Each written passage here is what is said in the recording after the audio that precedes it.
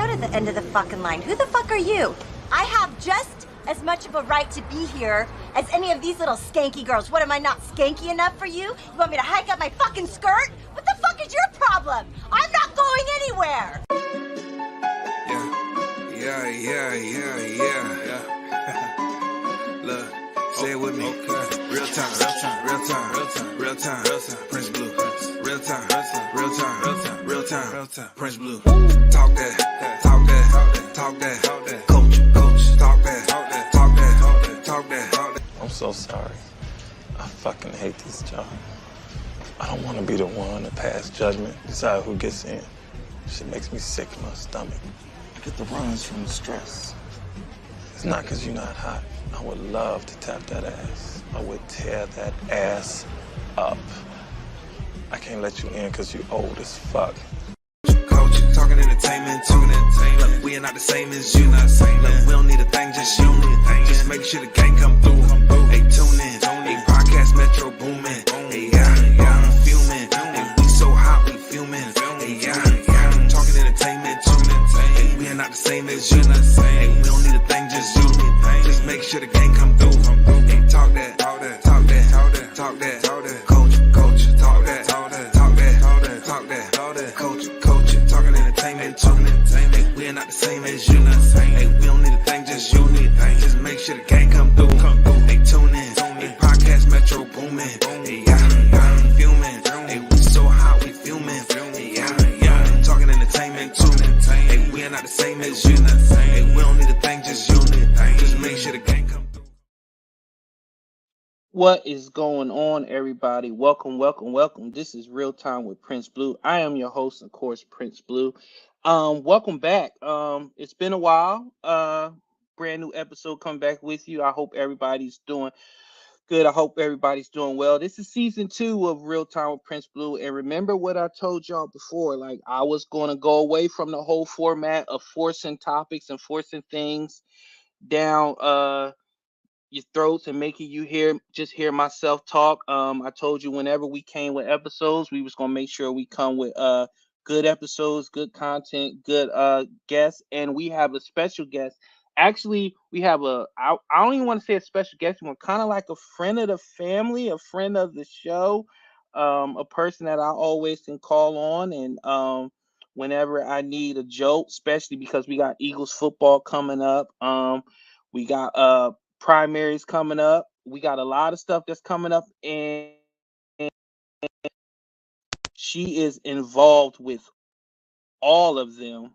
And I want y'all, and yes, she's making a face right now backstage because yes, I put that one in there, and she's going to talk about that because this is one of the reasons why she is such a breath of fresh air, a polarizing figure, and why she is the OG of the game and why she operates the way that she does. But she has recently entered a different chapter in her life, and I am proud of her. I'm happy for her, and a lot of her fans and supporters are too as well, and they've been showering her with just super fantastic praise, and I can't wait to bring her in. She is, I don't even know how to announce her now because she is or was or still is because she earned it. She is Alura Jenson, the one and only Alura Jenson, the I don't want to say OG in the game because there's nothing old about it, but she's one of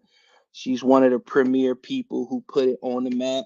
She's super successful. She's a CEO. She owns multiple businesses. She's a mother. She's a wife. She's all those good things. And I get to call her friend.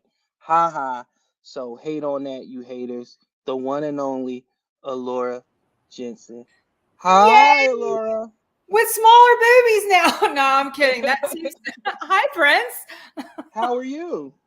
I'm so happy to be here. I wanted you to be the first podcast that I did after I made my transition. It was really important to me that I came to your show because we're super close like that, and I really love your audience. They're good people. Thank you so much. And we're going to talk about that transition because it was a big one. Yeah. And when you it sent shockwaves through the industry because I mean, you're one of the premier. You're the ones that people count on. You put food on a lot of people's table. You keep a lot of people employed. And you know, when you make a transition like that, people people want to know why. So let's Okay. talk about that transition. You have Well, let's get right into it. You let's have just get this recently out of the way first. go ahead. I know. Even my dogs are like, no, don't do it, don't do it. People have been very, very upset with me. Not Mm-hmm, because I retired, not because mm-hmm, of the work I'm doing now, but because I took my giant implants out. So mm-hmm. I just want to let everybody know. Okay. You're still a human being. I'm a person, but I don't look like a dude. Like I got a little Did you something left. did you But get some people that was afraid you were like gonna instantly turn into a dude or something? well, nowadays when you use the word transition, people just assume that you're changing gender assignments. Mm-hmm. Okay, so to each their own. Right on. You live your life. I'm going to live my life. But when I say transition, I meant I'm moving forward, moving into something different. I'm not switching genders, switching jobs. That's right. Yeah, and it's 2022, so you got to be careful when you use certain words. When you say like transition and change, Nah, people get all nah. scared. But Is this PG? no, my show has never been PG. Good. I fucking refuse to censor myself. I fucking refuse to censor my words, what I say. If it comes out of my mouth, I absolutely fucking mean it, and I'm going to stand by it every time. Because if it, like, who does that? Who says they're sorry for something they actually mean from their heart? Fuck that. Fuck that. No. And I agree because that's certain way I run my social media accounts. That's the way I operate in life, and that's the Got way. you in trouble. Yeah, it did get me in trouble, and we're going to talk about that. How social media can pull a rug from up under you, then you got to start from scratch. But that's all good. Let's talk about. People don't want to know about me. People want to know about you, Miss Alura Jenson. Can I say, AKA your government name since it's in your Instagram? Well, you know what? Formerly, for Alura Jenson, how do I say this? I am Elizabeth Marie Ann Spraggins, formerly known as Alura Jenson, formerly known as. So I'm going to do like Prince and actually get like a tattoo of a symbol or something over my eyeball. Formerly known as. So, like Nicolas Cage, Mel Gibson, or oh God, Morgan Freeman. These people all play characters in their different movies, right? And when they're done acting the character in their movie, they get called by their government name. Well, my character happened to play one 11-year movie. And now that I'm done acting, you can call me by my name. I've told everyone, I told the whole world, because I was very serious about leaving the industry. I was very serious about it. And it was a happy thing. And I wanted people to know it was a happy thing, but still, Blue, you would not believe the last couple of days the people I've had to block on my pages. Wow. Give me a little bit of what they've been saying, Elora. They're like really, really angry. I got rid of my breast implants. Like they are downright enraged. I am getting so much hate. And I'm like, yo, for real? Like So do they think like they own you or something? Like I'm confused. I mean, to a degree, I can understand a little bit where they think they might have a say because their appreciation did finance my lifestyle. And I'm always going to be grateful for the generosity. And that they did buy the movies and they bought the memberships and the whatnot. But I am just an actress who played the character, and people forget to separate that. Like all of these ladies, all of these beautiful women, they're acting so erotically and so crazy on camera, and they're doing all of these things that entertain people in their private moments. But when the camera turns off, they have a life. They have families. Some have other jobs.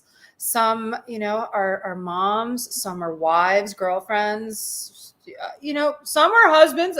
Whatever. But they're actresses. I was an actress. I wasn't Alura Jenson. I am the woman who played her.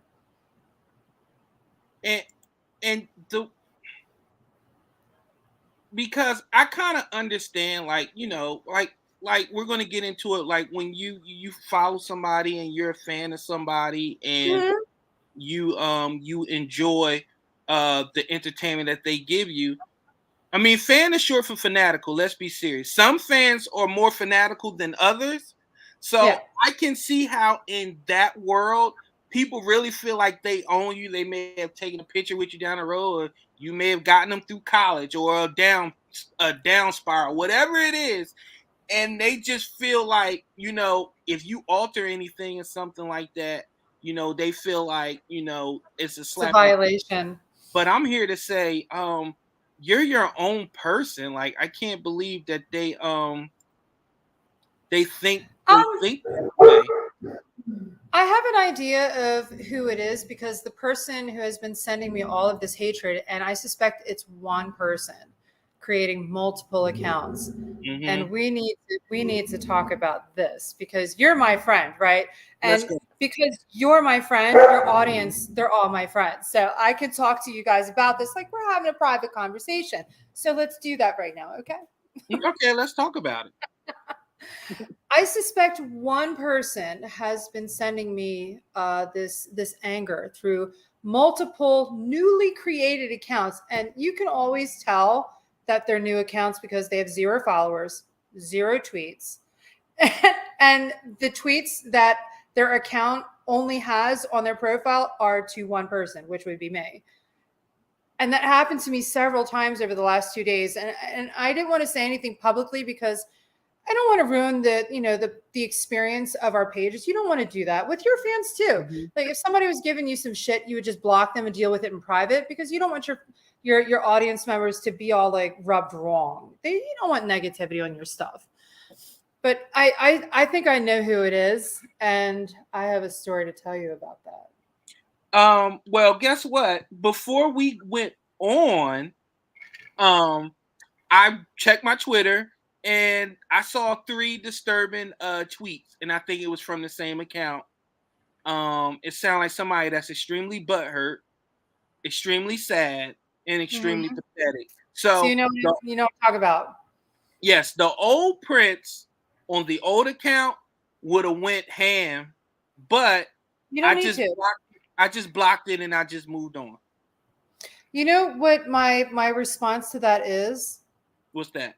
When all of that anger is being directed at me and being publicly published at me, I must be doing something so wonderful for someone to target me with the rage, because what I'm doing reminds them of how fucked up their lives are.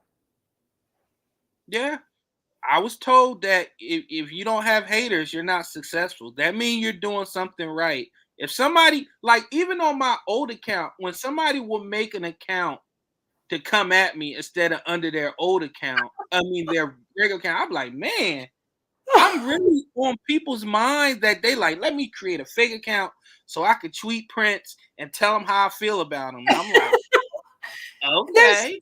But there's no integrity to that, Prince. Like, there's no integrity. Like, why can't you be an upstanding, human being with a pair of balls and a spine? If you feel something is wrong with somebody's position, opinion, work, presence, whatever, say so. And then stand there and have the balls to effing discuss it.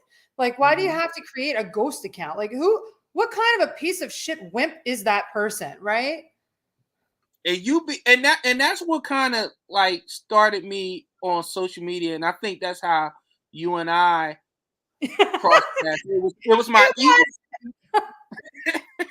and it was one of my parody accounts. But the difference is, I never I didn't create a whole new account. All I did was change the name before my @ and just change my photo. Yeah.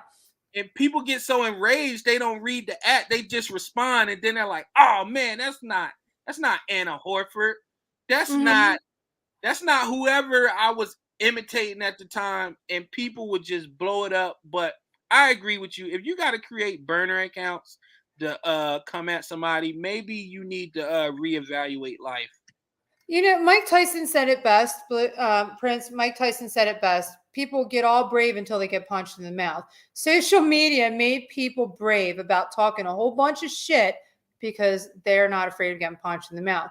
So I go into a room of 300 people 2 weeks ago. 300 people. And I'm up in front of a room of 300 people speaking. Me, the person formerly known as Alura Jenson, right? I'm a degenerate scumbag by society standards. They listened to me. I am a somebody. I am somebody that has the courage to stand up there and tell the world, you know what? I've done escorting. I have done pornography. I have done camming. I have done all of these things that everybody secretly enjoys and pays for, but nobody wants to admit it. So when somebody comes at me like that on Twitter and is like, "Oh, I don't want to repeat it because it's just nasty. It's just not very nice." But when they say these really personal, deeply personal attack things that they were saying to me and have posted on your account, what kind of a loser is that individual? Like what life is that person living where they don't have the fortitude to stand in front of a mirror while they type this and think, "Bring it, bitch." Okay, cool. I would have respect for that person. I would have respect because you're from Philly. I'm from fucking Philly. And we argue as a sport. It is a sport for East Coast people. Like, we get to the dinner table and somebody wants some mashed potatoes and we have a goddamn debate about it, right? Like, come on. I don't know, Laura, because it's like when you, and this is what we're going to get into your second chapter of your life. You know, you say you've done the pornography, you've done escorting. I've done it all. You've done it all. Now you're an advocate for every single one of those. Let's talk about your recent retirement from the game and how did that come about? Like what? Like, help me out here because I'm gonna tell you this. When I started seeing you post pictures from like an office setting and you had like business attire on, I was like, I was like, she about to piss some people off. I'm about to piss more people off right now. And I was just waiting for it. So give me the story. What made Alura Jenson transition to Elizabeth Marie Ann Sprague? What happened? I'm actually a little afraid to talk about this, but you know what? When we look our fears in the eye, we make them our bitch, and then we can move on, right? Right. I'm actually pretty afraid to talk about this right now, because it's gonna really piss some people off. Okay, so let's just do it. Over the last several years, I have noticed that the dynamic. I have noticed that the temperature, the interest in exotic entertainment has gone from adults enjoying each other in an intimate physical way to an adult and someone who's deliberately made to appear not as an adult. Come on. Let's talk about it. Come on. Okay, so we understand each other. Your audience, like, are you guys like thumbs up? Are you like, I get it? Yeah. Oh yeah. These are my conservative brethren. I love you. I know. We gonna get into that too. But come on. Okay, so it started a few years ago. It started several years ago, but say about 6 or 7 years ago. the occasional, script would come across my path, and I'd be like, I'm not real cool with that. So, give it to somebody else. And then what started happening was I was getting booked for a script. We're just going to talk about this like that. I would accept a script and I would get to the set and then it would turn into something else. And I'm kind of like, huh. So in order to get me here, you had to get me to agree to this, because if a woman accepts the assignment, that's her name. That's her future. If she just walks out, like, it doesn't look good. And they all talk. The companies all talk. So that started happening. They started inserting the adult and the co-star who is made to look not like an adult. And I'm like, and that got my attention. That really got my attention. And then the majority of the feedback I would get would be in language, would be like someone who had the sexual, can I say that? Yeah. Okay.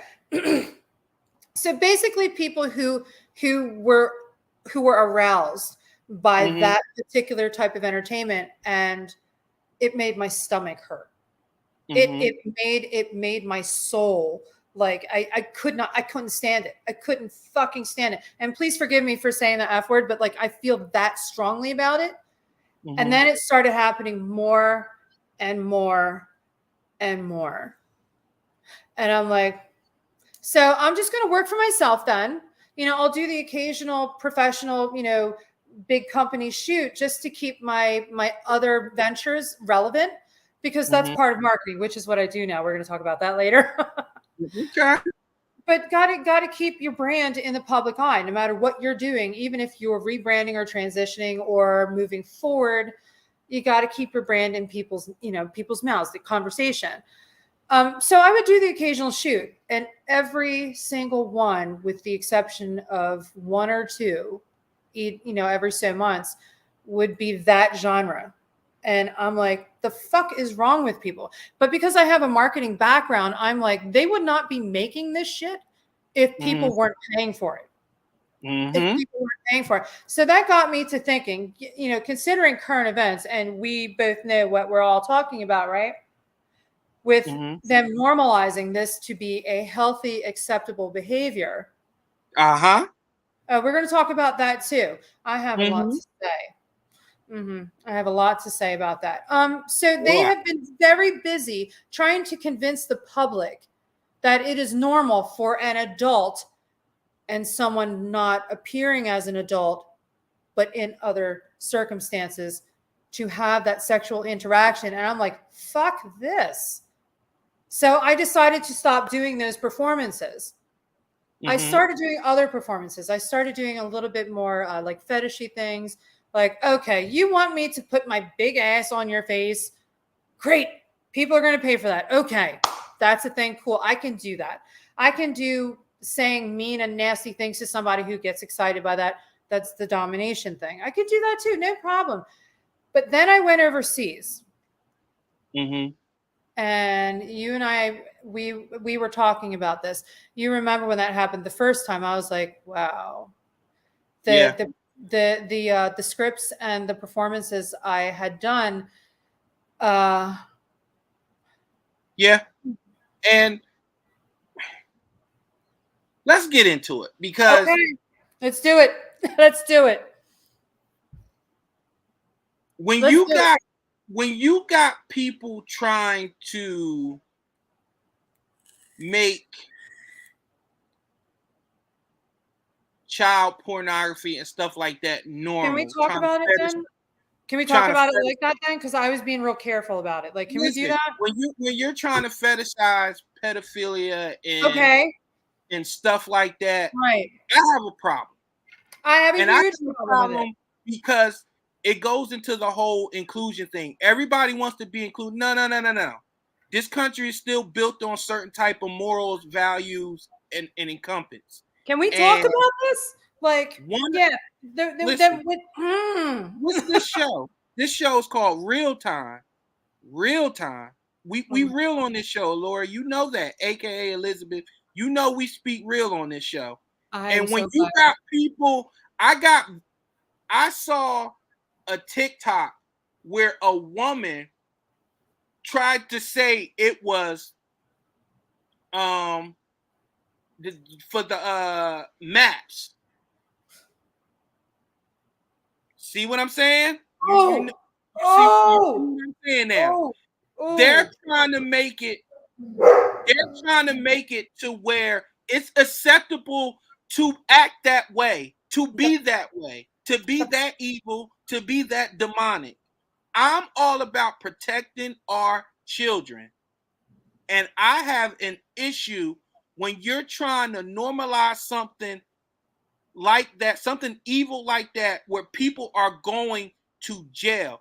It's like nothing. It's like my man Frankie D said. They want to normalize everything. Nothing is forbidden, and that's not the way it works.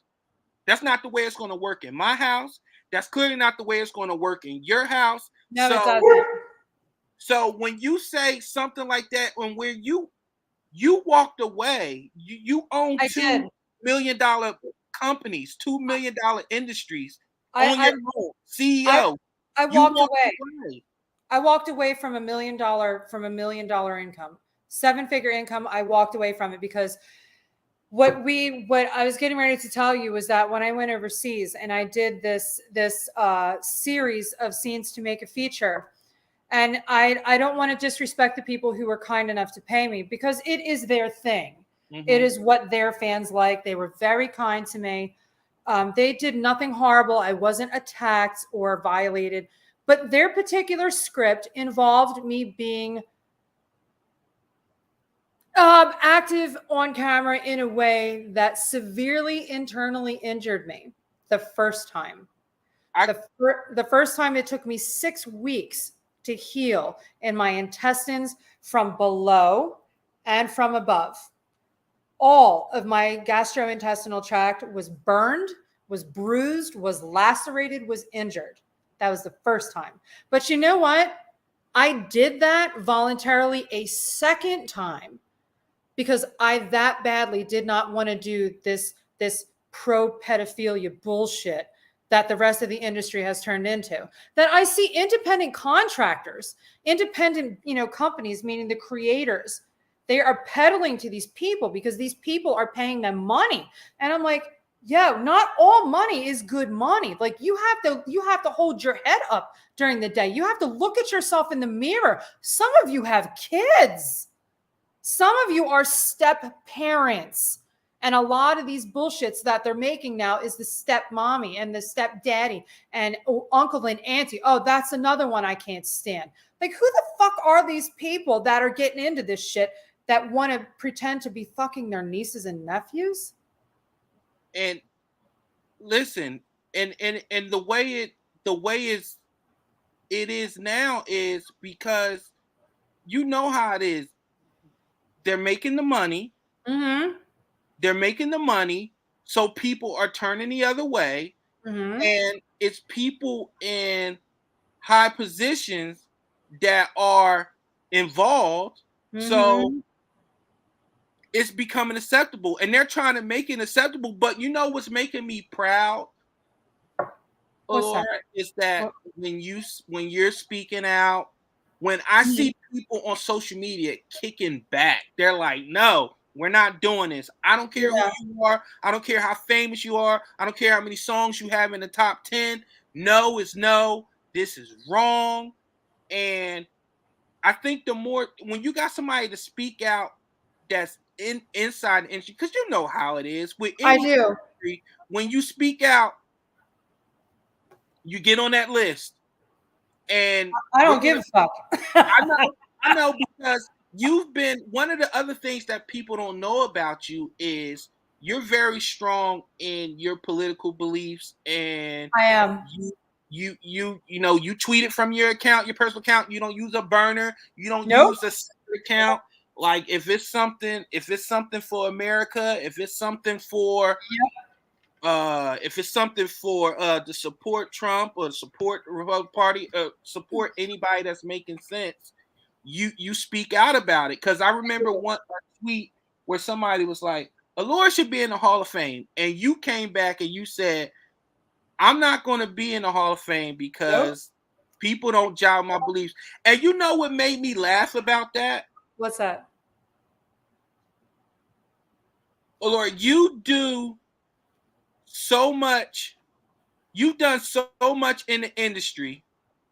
And where people draw the line is you support Trump.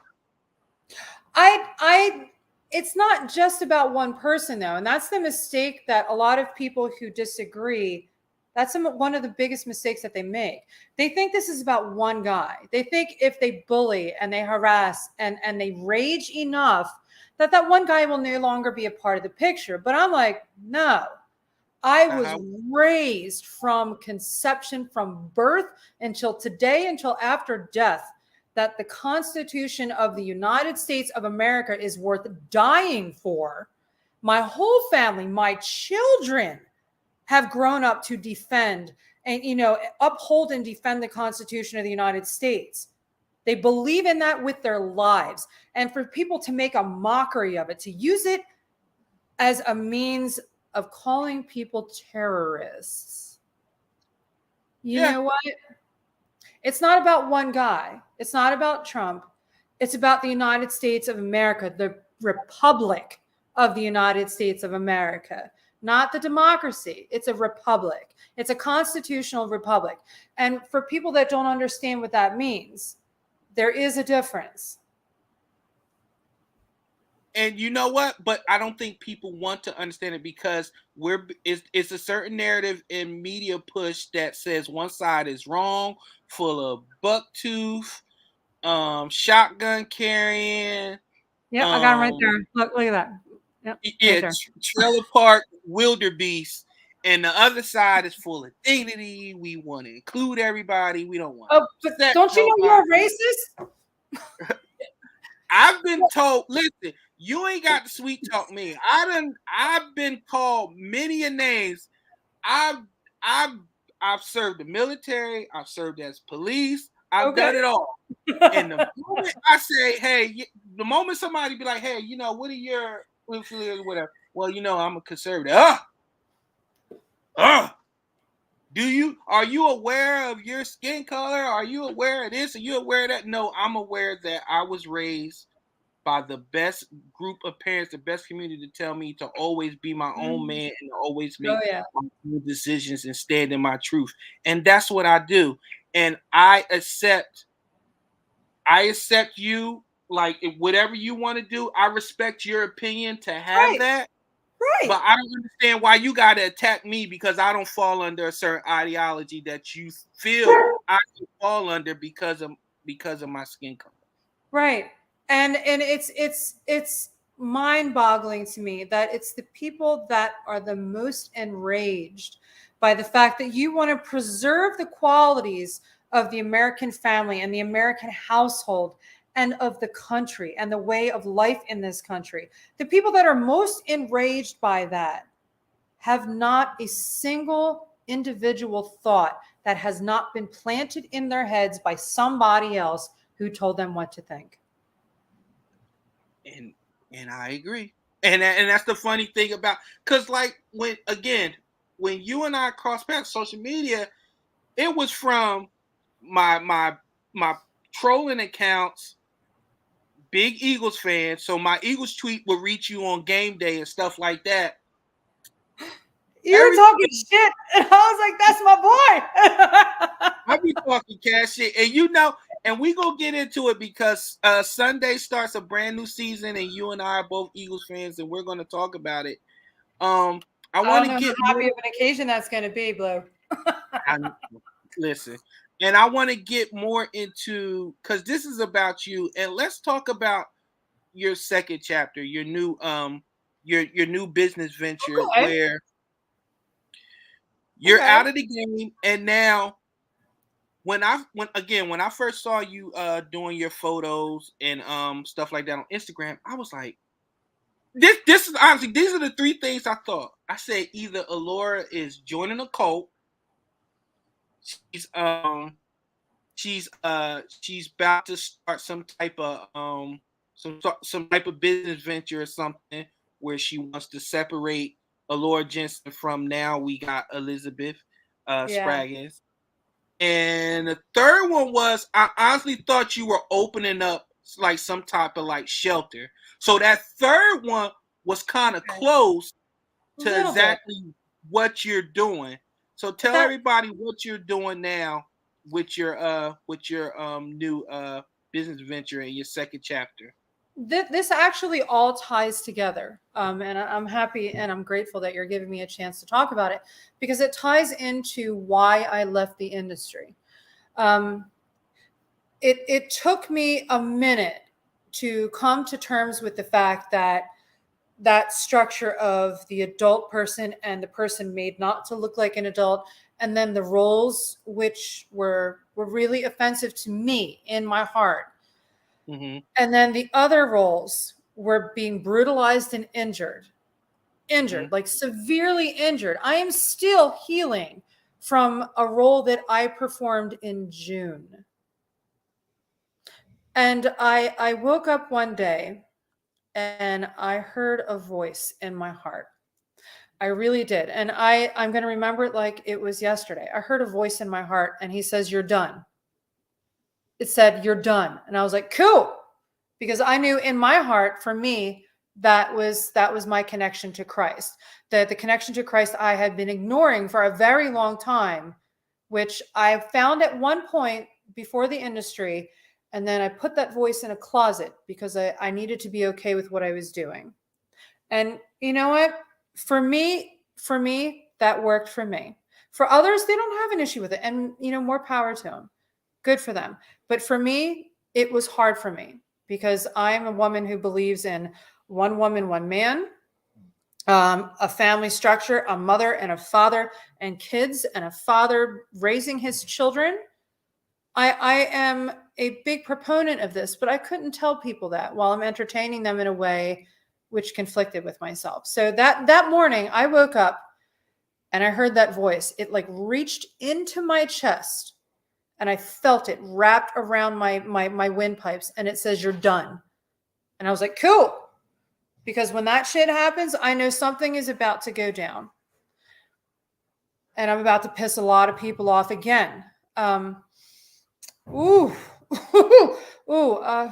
Okay. So 48 hours after I announced my retirement, I spoke to a journalist on the inside who I promised, I gave my word, and I will show you so you can say, yeah, she had this conversation. I'll show you in private that they are concealing infected performers from the performer pool. Again.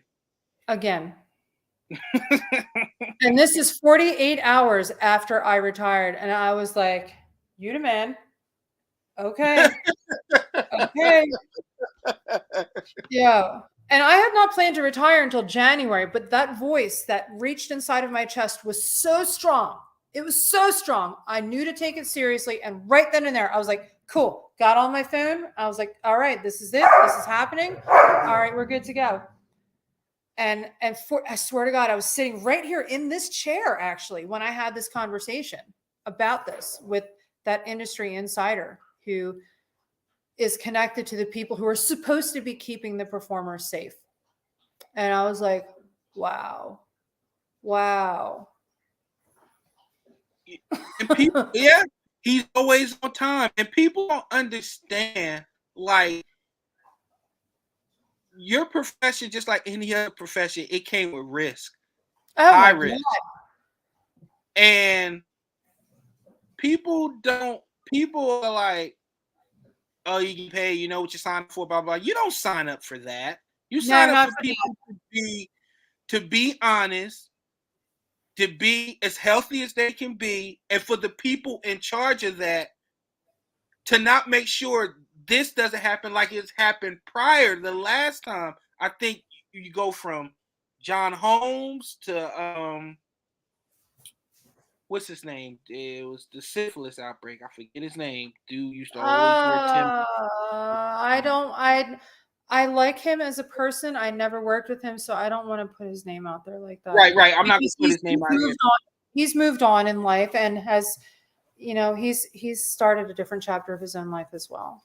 Well, look at that. And we're going to get into that. So let's get into that a little bit more. Okay. You got people that's out of the industry that's now doing different things out of the spotlight, inside the spotlight, and then you got some that want to get out but don't know what to do, and that's where you come in at. Yeah, that's where I come in. My company's name is All Joy Inspired, and I picked that name because the moment I decided to walk away, I felt joy in my heart. I felt this peace in my heart that took over all of the tension and all of the guilt that I've carried for 11 years about doing these scenes to entertain people who are paying, who went against the way that I felt entertainment should be. And the things that I feel like are hurting society, and they are fucking hurting society, making people believe that this shit is normal, that women actually enjoy performing these roles. Fuck that. Do you have any idea how many performers I've had come to me in private since I've left to tell me, what are you doing? How are you doing this? I can't leave right now, but I want to do it in a way that's not going to, hurt my bills or my family or the people that depend on me. And I was like, okay, cool. I'll tell you exactly what to do. And that's what I do for a living now. That is my company now, is I help performers or companions, professional companions who are paid companions, or dancers or cam girls who kind of feel, for whatever reason it may be, that they really want to do something else. And they come to me to figure out how. And I help them get organized. I help them first to get their minds right about it, to get their minds in the right place, to get their hearts in the right place, to get the way that they're thinking about it in a healthy, strong, motivated, encouraged position, so that their actions will follow to support it. And it's something I really believe I've been called to do. And I've never been happier, Prince. I've never been happier. And you should feel happy, because it's not like you were one of those. You've seen them the next big thing, and then 6 months later they're strung out. They're doing bad. Like you've accomplished a lot in this game. You've done a lot. You brought a lot of people forward. You put other people on.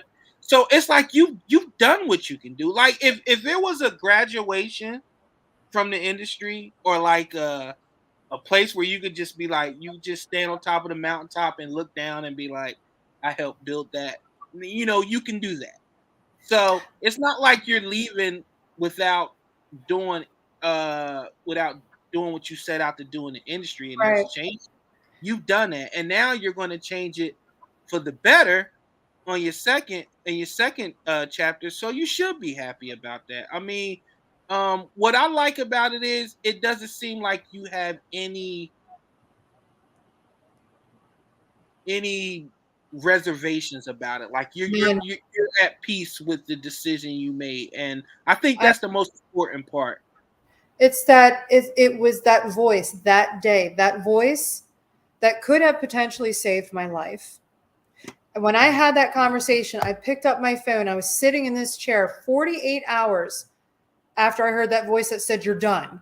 And then I got that phone call, and I was like, wow. So then the next voice that I heard in my heart was, this is how you can say thank you for me making that possible, for me making you here. I left unharmed. And when I mean unharmed, I mean permanently okay. I'm not infected with anything. Thank God. Thank God. Because what's happening right now, and what I truly believe, is you're going to see people coming up infected. You're going to see people getting hurt and getting sick, because there are a lot of liars involved in keeping them safe now. A lot of liars. And I was so grateful that I had been spared, that I was given the chance to walk away from all of the things that I feel guilty about, that I had felt guilty about, that I decided to do what I felt I was being asked to do, which was to help other people in the industry, in the sex work industry, who feel or felt stuck. And a lot of them feel stuck. They feel trapped because the money is so good. And, you know, the Bible says, and forgive me, I don't want to be boring you or like going all churchy on you and shit, but it's the love of money that is the root of all evil, not money, the love of money, which means when a person's willing to do anything, even if it's against our heart, to make money, that is the root of their evil. And I felt that in my heart. It was my calling. It was my duty, my responsibility to give other people the tools and the resources to find a way out, so they could give back to their communities, so they could find other people who felt trapped in different areas of interest. And I'm like, cool, I'll do it. That's what you want me to do? Okay, let's make it happen. and you're absolutely doing that. And you know, soon as you made the announcement, I was like, you know, Laura, it's the perfect time because football season is up. You're doing this now, and you know, we can, you know, come on and you can talk about it. And let's talk about it. One thing that people don't know about you is that you're from the Philly area and you love, like me, you love the Philadelphia Eagles. And the season starts Sunday. And you have we look like a pretty stacked roster. We got a lot of people in the media that are shouting our praises and like the way we're shaping up. Okay. Tell me, give me your what do you expect from the Eagles this year? What I expect and what they'll deliver could be two totally different things. Well, give me what you expect. Give me the expectations. I expect them to, oh God, I just, you know, I have this in my heart and I want to be honest about what I really want to say, but I don't like sounding so hateful. I don't want to sound so hateful. This is real time. Okay. So, come on. So Carson Wentz went from Philadelphia to wherever the fuck, and now he's back to the NFC East. You know what I expect Philadelphia to deliver is a grade A Olympic ass whooping to the Washington we don't have a name football people until, you know, every time that they get Wentz on the field, I want them to just crush it. I want them to crush it. I want them to make that man think, the fuck did I mess that opportunity up for? Yeah. And every time I talk to people about him, it's like, yeah, but he got them to the Super Bowl. And I said, but he didn't finish the job. No, somebody else did that. Big Nick did that. Big Nick did that. He got us our Super Bowl. So where is he right now? Because he was third string on Chicago, and I'm like, you guys are assholes. Do you have any idea who you have out here right now? I don't know what. Like, you know what? Let me look that up. I don't know where he is now. I think he's in Indianapolis, which really pissed me off too, because he followed in his steps. He might be. And you know, I was not happy about that. Why? This guy's a Super Bowl quarterback. Why is he third string anywhere? Listen, you know how to just like the industry. You know how it is. What do they go from? You're the young person, and then at like 24, they're ready to shoot you off, make you MILF status at 24. Like they just be ready, like they just be putting you into the like, all right, kid, it's over for you. What? I'm 24, but you know how it goes. I do. It's all about that money. But it's all about that money. But I mean, Nick Foles is like a national hero in Philadelphia. Like the dude's a hero. Like, and to see him playing third string and I mean, come on. It's like watching Michael Jackson, you know, do a concert at 7-Eleven. Like, what the hell? But Michael would do it, and it would be the most packed 7-Eleven in the history. But this is what I want to show you, Laura, and this is some of the things like that shows people like you really made an impact on people. Like, hi, Laura, was sad to hear you retired, but I'm glad you seem happy and wish all the best on your new business adventure. Oh, that's so nice. Yeah, see, and I often, like, I kid you not, Laura, I used to be one of those kids. I used to be like, man, it's some, like, you telling me you going to these conventions and you taking pictures with these film stars, like, why? But then I thought about it. I was like, that's the same as me going to a comic book convention and getting one of my Funko Pops signed by Spider-Man or somebody or a famous actor or something. Right. Like, we all have people that inspire us in different genres, different walks of life. They keep us, they keep us entertained. And I know it's like people like to, make fun of it and say things about it, but it is $1 billion industry and Multi-billion dollars, yeah. Multi-billion dollar industry, and there's a lot of people that do it, and there's a lot of people involved with it that are feeding their families. Yeah. Cameramen, producers, agents, whatever. Yeah. Yes. So, but I feel like when you see stuff like that, that outweighs the idiot that's creating troll accounts and trying to say evil things to you and trying to make you feel like you're the worst person in the world. When a person has peace in their heart and they truly have a devout conviction to what it is that they're doing, someone else's hatred and negativity and rage speaks about them and what they're going through, not about what I'm doing. Like this person that was so angry about me getting rid of my breast implants. And I'm like, I was actually impressed by the level of rage that somebody had that my giant, and they were giant implants, are gone. And I'm like, man, I want to talk to this person. I want to engage them in a conversation. And it's like, people had no idea, like there were bones in my spine that were starting to be displaced because of the weight of the giant implants. People didn't know of the internal organs that were under pressure that wouldn't function right. The fact that I haven't slept in a year, that my ability to digest food was becoming a problem. Like you don't talk about this stuff personally. Man, I'm telling you, Blue, I'm telling you. People are fickle. They're weird. People are fickle and they are weird. And that also, I know what I wanted to bring up. Yes. You said something earlier when you said that it's a lot of people that watch you or participate or invest in you, and they act like they don't.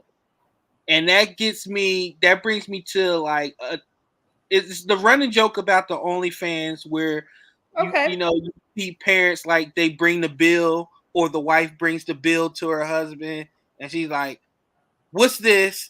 You like and they get upset that they're paying for OnlyFans and stuff like that. Do you think that now more than ever people are more open to say, hey, this is what I like, versus back in the day where stuff was a little bit more like private. Porn was like dirty underworld. It was like, hey man, like if you be like, hey buddy, you watch it, they'll like go through like 5 locked doors, a safe, pull out a tape and be like, this is it. This is what I got. Do you think now with the internet and everything being overly accessible? Because I saw a tweet where you told some of the up and coming girls, you gave them free advice. You said, let me tell you something, girls. You don't have to put out a 2-minute and 40-second clip of your video. A simple picture and a 5-second video. Don't give them all the show. They and I don't insult them for not knowing any better. I don't think badly of them for not knowing any better. But from a marketing expert, and I am an expert in marketing and in advertising, they're giving away too much. People aren't going to buy their product if they're giving it away for free. What's the point of giving money if they've already gotten off? Like, I know of people that go to Twitter just to masturbate, because there are certain accounts that are giving so much away for free, trying to entice people to buy their stuff, which is great because it's a quality product. It's their style. It's their art. But people don't have to buy it because it's right there for nothing. Mm-hmm. And I'm like, why are you doing that to yourselves? And I got backlash, and I was like, you're broke, right? If you broke, just say that. I'm not broke, and they are, because they're doing these things that are cutting their own balls off. And I'm like, stop doing that. Stop it. Hey, you know what? That's again with the new, I guess you could say, the new industry and social media now. You got somebody who's been in the game, successful in the game, 2 companies, giving you advice, and you don't want it. Well, I guess keep being broke. Well, I mean, it's not meant to be an insult. I gotta plug my shit in. It's not meant to be an insult, Blue. But hold on one sec. I gotta plug this in because this fucker's about to get dead, and I'm having fun on your show. Oh, 1 second. Where the hell is this? There we are. All right. 1 sec. I gotta plug that bastard in. What I'm trying to do is I'm trying to impress upon the new girls and the ladies who are ready to make a change that there's a better way to be in the industry now. There's a more profitable way to do what you're doing, so you can prepare to eventually leave. Or if you don't get that choice the girls are gonna get married, or the guys are gonna get married, and they're like, I'm only for this person, so I'm leaving. Or it's their partner's request. Or if they have a medical situation, worst case scenario, we won't have to talk about that, but they are no longer able to work in the industry. Or if they have a spiritual calling, just like I did, and it's like a hand in your chest, and it's like, you're done. They want to be prepared. And I'm trying to teach them how to make the most money they can by not cutting their own jugular. And they didn't want to hear it. I was like, cool. Okay. But, Give me 1 sec, though. Okay. All right. We're right here. All right. We're good. We're good.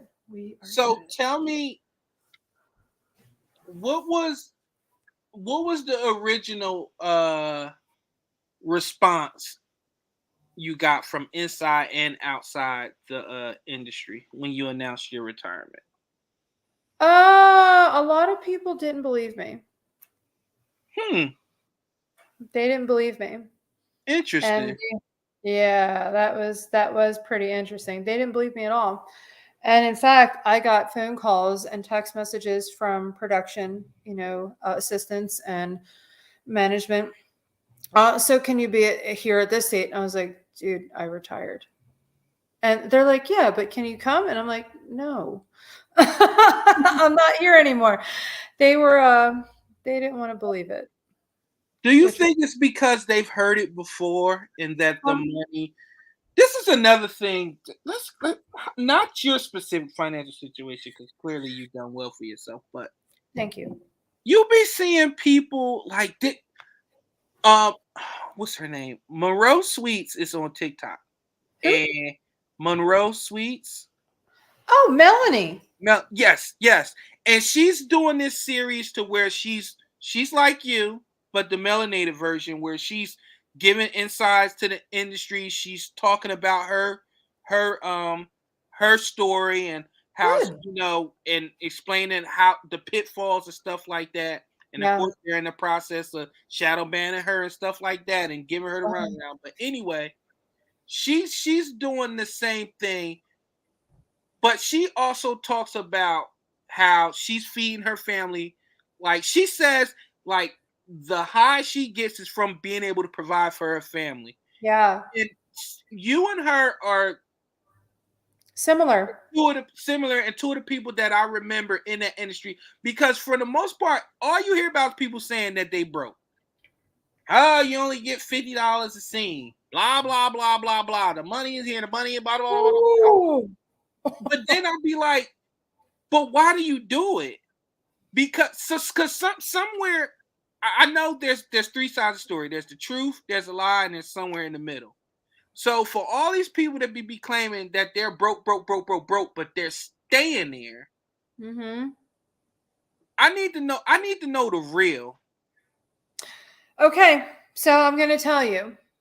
And again, I'm going to piss a lot of people off, but I don't give a fuck. I don't care. So these girls that or guys that come into the industry that start making a lot of money, they see this constant inflow of income. They see this cash income. One, they fuck up their taxes. They're not using part of that income that they're making to pay taxes. And then their credit score dumps. So when they need to get an apartment or buy a car, they don't have a W-4 or a W-2, the one I can't think offhand. But they don't have that piece of paper claiming that they make an employee wage. So for someone to need to be able to have credit, they're screwed. So they have to make a lot of money.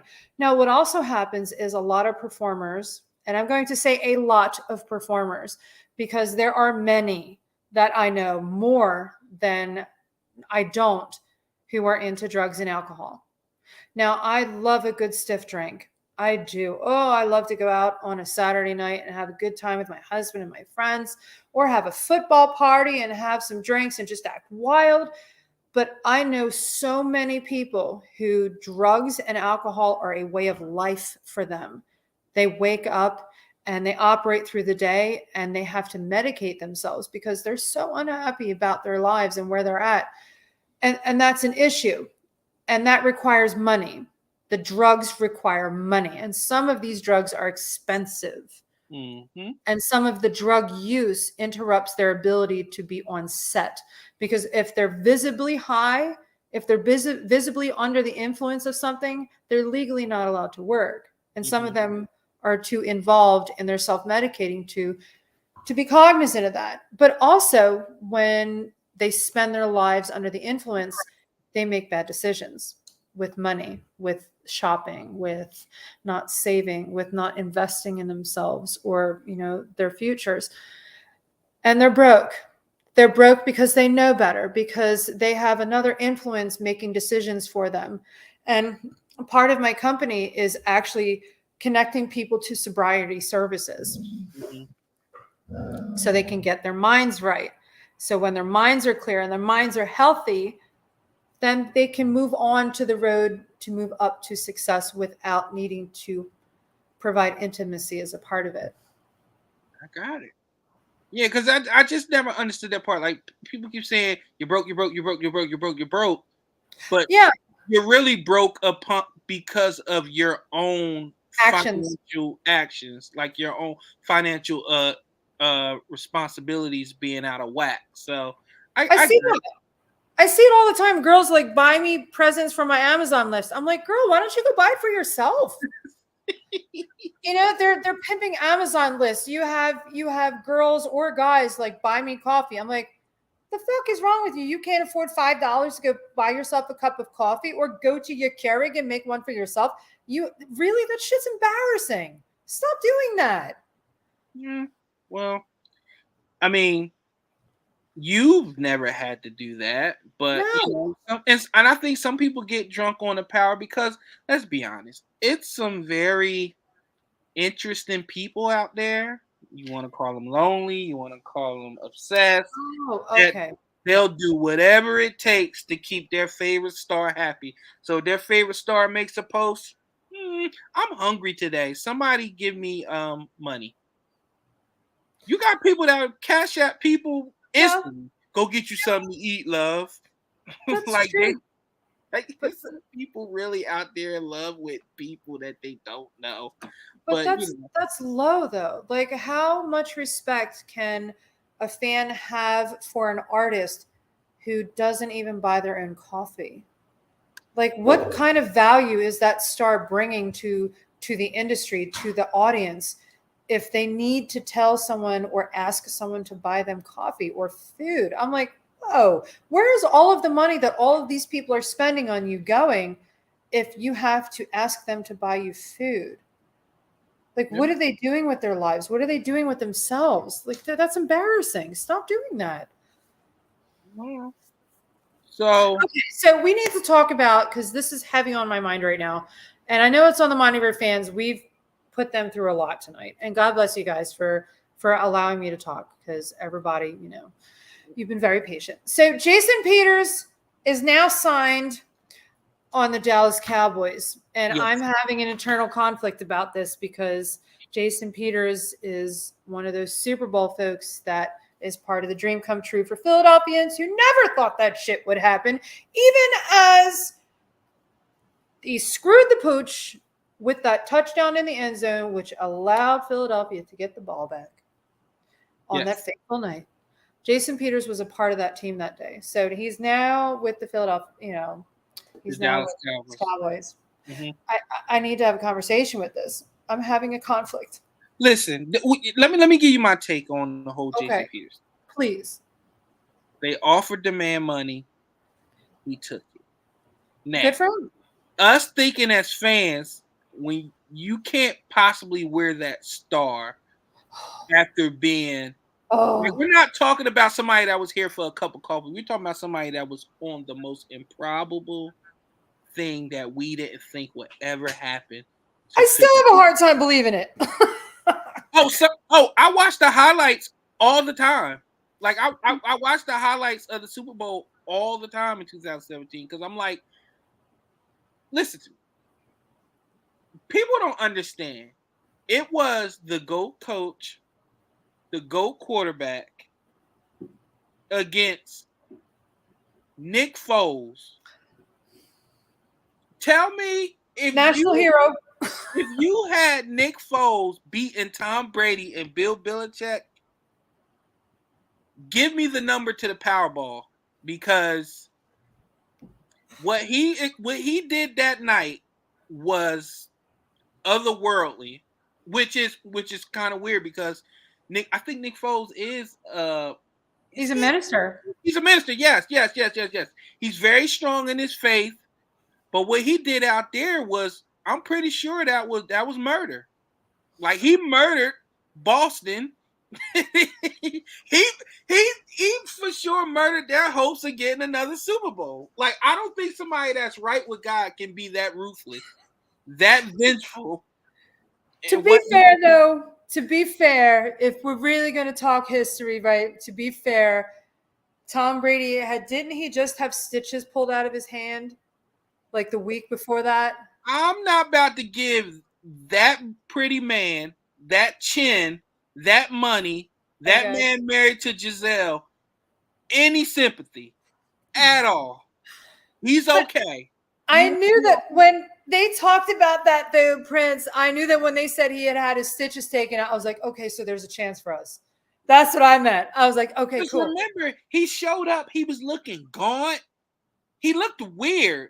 Yeah. And I was like, man, what's wrong with Tom? But I know his diet and the way he does it, like, his weight fluctuates, not in a bad way, but, to what he needs, he feels like he needs for the season.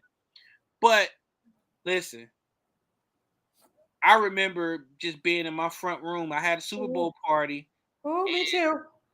I'm just sitting there. I'm sitting there, Elizabeth, and I'm like, oh, can it? No, there's no way this is gonna happen. Then Nick threw a touchdown. I'm like, whatever. Do another one. And I kid you not, I look at my wife and I say, I think it's gonna happen. You be like, I'm gonna get you pregnant tonight. Listen, I'm surprised I didn't name my last son Nick Foles, but I'm just saying.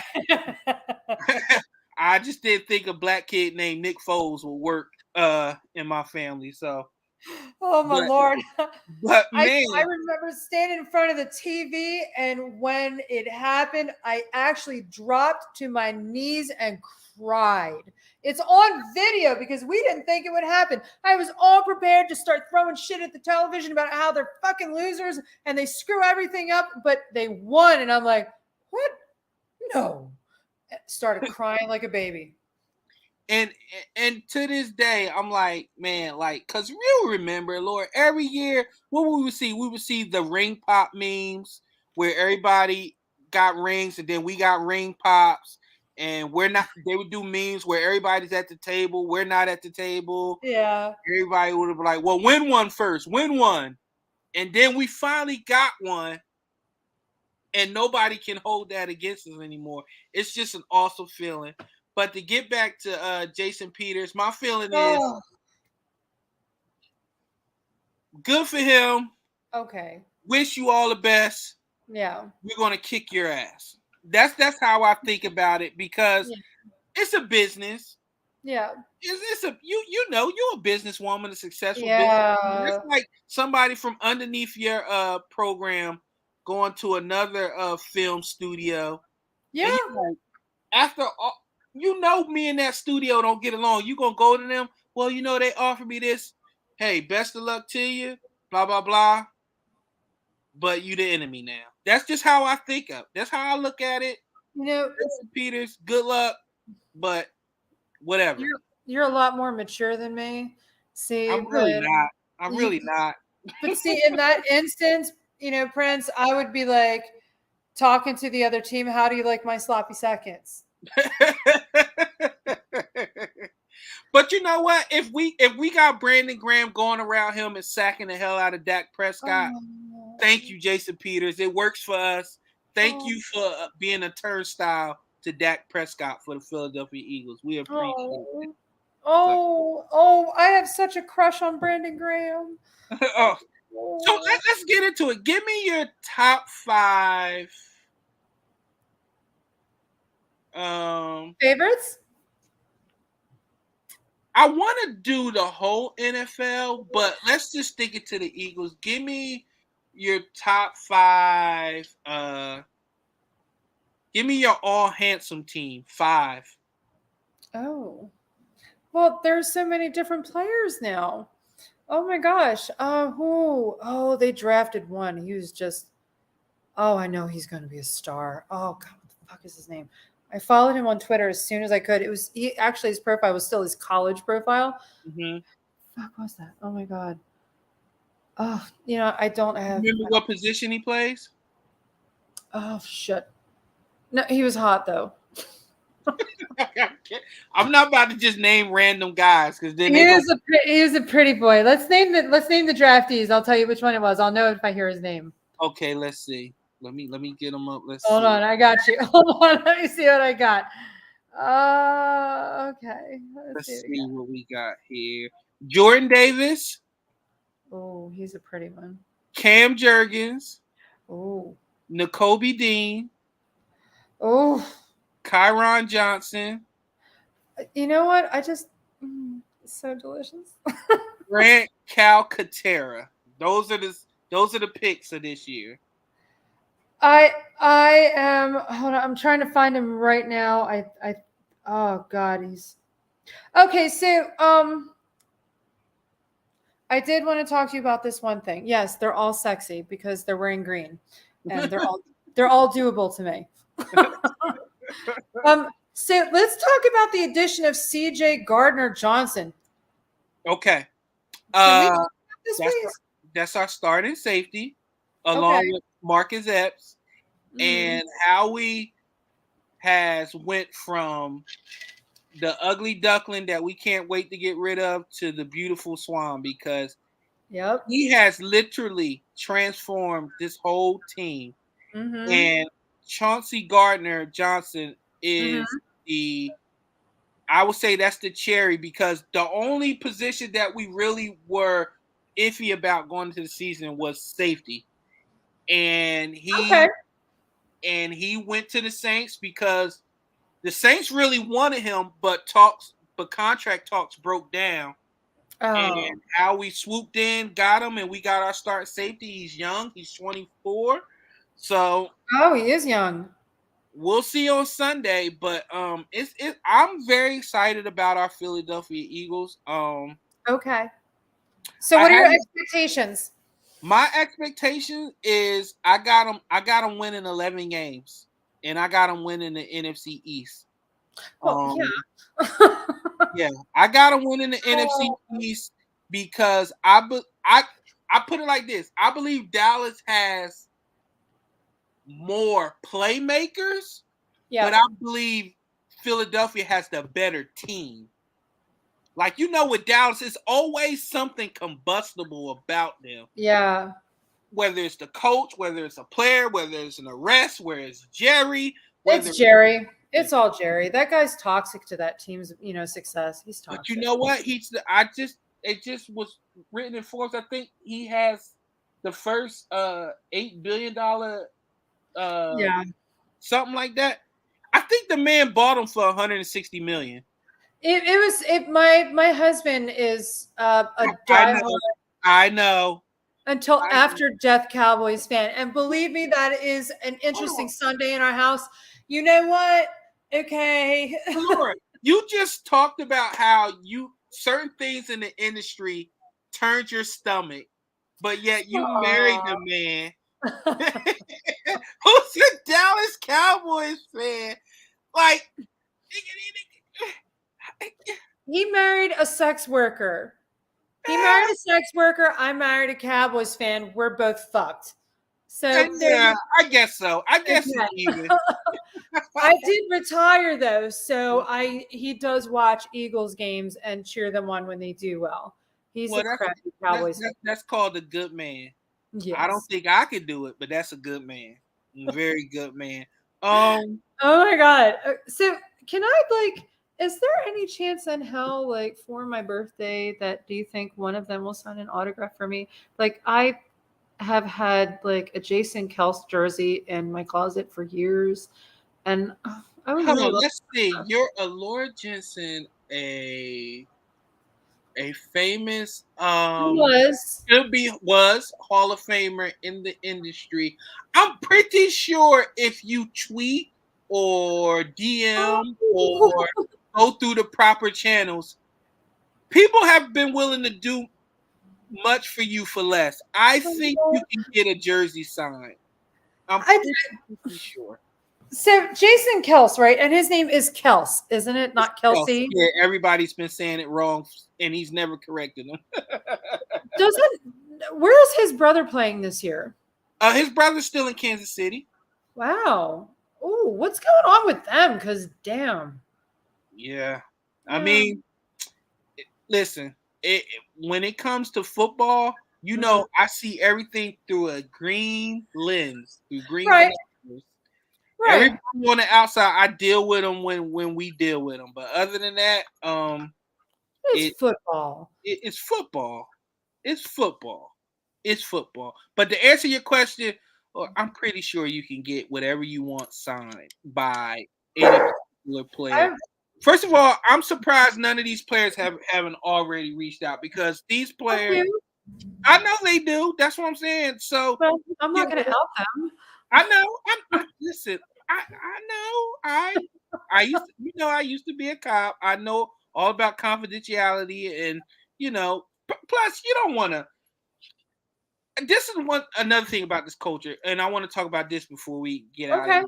The whole screenshot and expose culture, I can't stand it. I can't take it. Ooh. If you're talking to somebody, you should not have to screenshot a conversation when you're talking with somebody. Mm-hmm. If you got to do that, then maybe you shouldn't be either A, talking to that person, or B, you shouldn't, maybe you're doing something that you shouldn't be doing, because I just can't stand where it's coming from both sides, but it's more from women now. The whole, look what he sent me. Okay, well, where's the 20 other messages before this one to where now you want to feel like you expose this guy? It's not only bad manners, it's bad business. Because if somebody's trying to shit on somebody else to make themselves look like they were victimized, one, Are they that weak that they did not have control of their emotions during a conversation? And 2, are they not in charge of their environment where they felt so helpless they had to out this individual in that way in order to gain control? That's pathetic. I would know. Oh my God. Oh, you have a little dog? Yeah, this is my Oh, toy poodle, PJ. oh my God. Oh, He wants attention, so he's like tearing stuff up around here now. oh my God. Oh my God. Oh, Uh-oh. yeah. Mine are getting ready to be angry. I have 2 Russian bear dogs. They're Caucasian Ovcharkas. You have 2 horses. I do. Yeah. And I get up at 4 o'clock every morning to walk them, and then I walk them right before I go to bed at night. And they're hungry right now. They're waiting for my husband to come home. So when can we do this again? Because I'm sure I'll have a lot more shit to talk about. Well, to everybody else, the next time we do this, because you said it's on your list, you're going to make a TikTok account. I do. I actually, and thank you for letting me know that. It's on my list of things to do for my business this week is to create that account so I can start exposing my services to people on that venue. Yeah, this week. So by Friday, it's going to be up and running. This is one of my conservative brothers, AJ. This is where I get the hat. Fuck your feelings from AJ'sRantRoom.com. Will you send me the link? I'll buy one. AJ'sRantRoom.com. I certainly will send you the link. AJ, can you put the link in the conversation if you can? But that's my homie, conservative brother. AJ's Rant Room says you won't be back anytime soon. Who is that? That's not nice. When I say brother, you know how older brothers, younger brothers get hard. That's just what he's doing. He's giving me. Hold on. Where is the?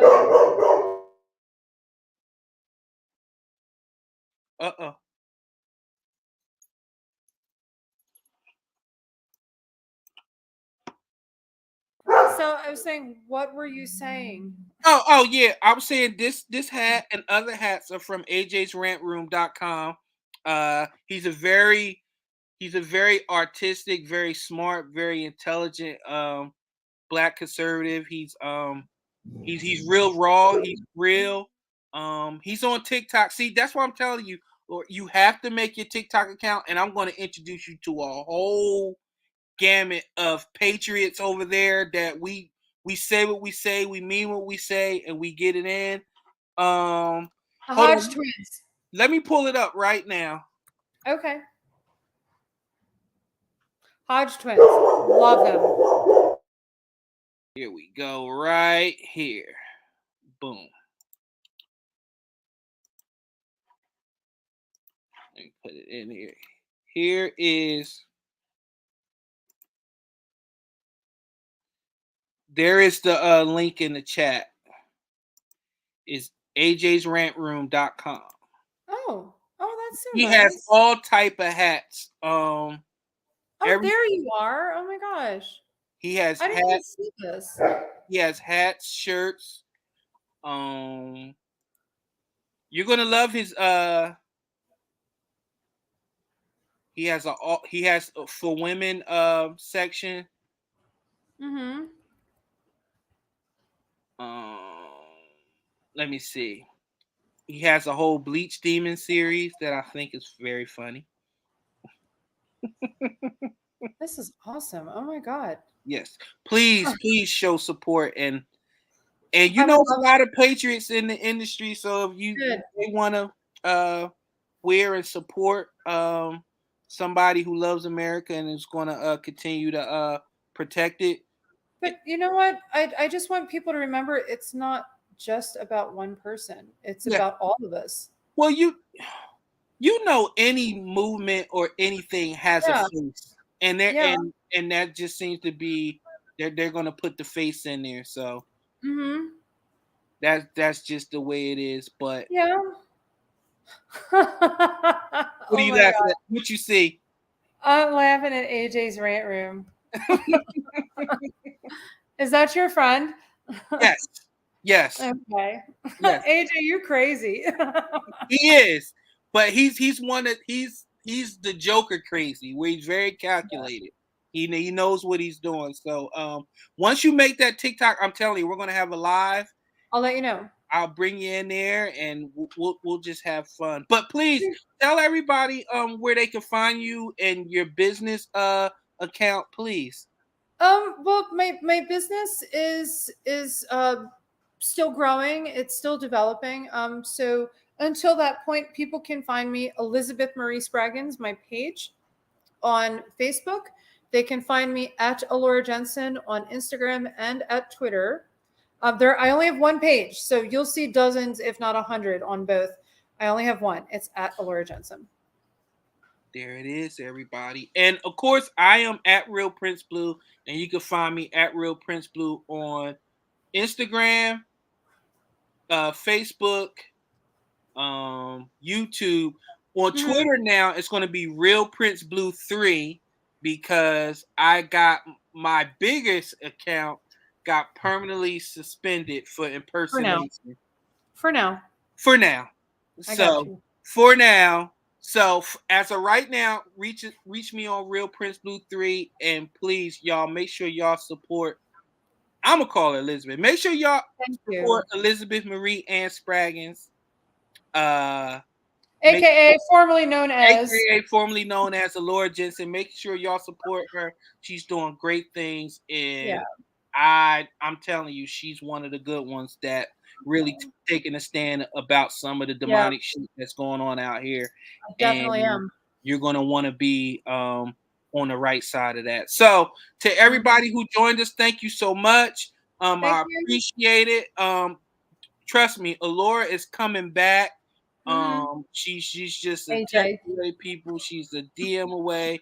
She's a tweet away. She'll always come on, and like I said, we're gonna do this on TikTok, and we're gonna make it work. And please, fly Eagles fly. Everybody, be happy, be safe, protect your mentals and your chickens. Shout out to Marshawn Lynch. Marshawn. So with that being said, everybody, we will see you later on the game next day episode. AJ'sRentRoom.com. AJ'sRentRoom.com. All merchandise. Make sure you check that out. And we are out of here.